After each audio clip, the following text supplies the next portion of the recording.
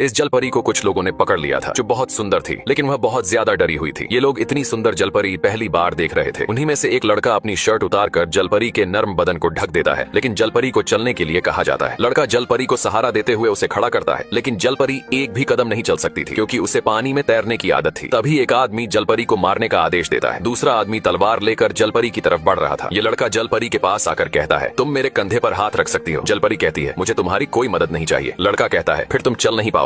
इतना सुनने के बाद जल परी उसके कंधे पर हाथ रखती है, लेकिन लड़का जल परी को चलाने के बजाय उसे गोद में उठा लेता है और कहता है, मैं इसे लेकर चल सकता हूँ। अब सभी वहाँ से आगे बढ़ते हैं और थोड़ी दूर जाने के बाद एक जगह आराम करने के लिए रुकते हैं। लड़का जल परी को नीचे बैठाता है और कहता है, सच में तुम एक चांद हो। तुम्हारे जैसी सुंदर जल परी मैंने अपनी जिंदगी में कभी नहीं देखी। लड़के की यह बात सुनकर जल परी उस पर फिदा हो जाती है। जल परी कहती है, तुम एक नेक इंसान हो। मदद करने वाला इंसान ही सच्चा नेक इंसान होता है। इन दोनों की मुलाकात अब एक प्यार में बदल गई थी। तभी इन लोगों का सरदार जल परी को जानवर कह देता है। यह सुनकर लड़का गुस्से में अपने सरदार पर चिल्लाता है। सरदार को बहुत बुरा लगता है। रात के समय उन्होंने जलपरी को पकड़ रखा था। वे लोग जलपरी को रोने के लिए कह रहे थे, ताकि वे उसके आंसू इकट्ठा कर सके, क्योंकि जलपरी के आंसू अमृत के समान थे। लेकिन जलपरी बिल्कुल भी नहीं रो रही थी। तभी वे लोग उसी लड़के को मारने की धमकी देते हैं, क्योंकि जलपरी उससे प्यार करती थी। वे लोग लड़के को मार देते हैं, लेकिन फिर भी जलपरी आंसू नहीं बहाती। लड़के की लाश को फेंक दिया जाता है। अब जलपरी को एक नदी के पास बांध दिया गया था। तभी उस लड़के को होश आता है। लड़का अभी जिंदा था। वह जलपरी के पास जाता है और उसके बंधे हुए हाथों को खोल देता है। जलपरी उसे जिंदा देखकर हैरान थी। लड़के ने दूसरी बार जलपरी की मदद की थी। लड़का कहता है, तुम सबसे अलग हो, मैं तुम्हें बहुत चाहता हूँ। यह सुनकर जलपरी की आंखों से आंसू निकल जाते हैं। तभी वे लोग फिर से आ जाते हैं और जलपरी के आंसू एक जार में भर लेते हैं। ये उनकी एक चाल थी, लेकिन लड़का इस चाल में बिल्कुल भी। जलपरी के आंसू अमृत समान थे, लेकिन जलपरी को लग रहा था कि लड़के ने उसे धोखा दिया है। उसे बहुत बुरा लगता है, जबकि लड़का बिल्कुल निर्दोष था। अब ये लोग वहाँ से निकल पड़ते हैं। रास्ते में इन्हें एक आदमी मिलता है, जिसके पास 2 प्याले थे, जिन्हें उसने एक सुअर के ऊपर बांध रखा था। ये लोग उस आदमी को एक दिशा यंत्र देते हैं और बदले में 2 प्याले ले लेते हैं। ये सभी मृत्युंजय अमृत की तलाश में जा रहे थे। रास्ते में उस आदमी को पेड़ के पत्ते पर पानी की एक बूंद दिखाई देती है। वह बूंद को अपने हाथ पर उठा लेता है। ये पानी की बूंद पवित्र थी और उन्हें अमृत का रास्ता दिखाने वाली थी। अब रास्ता उनके सामने था, जो चट्टान के नीचे था। यह जगह रहस्यमयी थी। कोई भी हरकत करने पर वे मारे जा सकते थे। उन्हें बिना किसी चीज को छुए आगे बढ़ना था, लेकिन आगे चलकर रास्ता खत्म हो जाता है। वह आदमी उन 2 प्यालों को मांगता है और सभी को पीछे हटने के लिए कहता है। सभी पीछे हट जाते हैं। आदमी जोर से उन प्यालों को आपस में बजा देता है।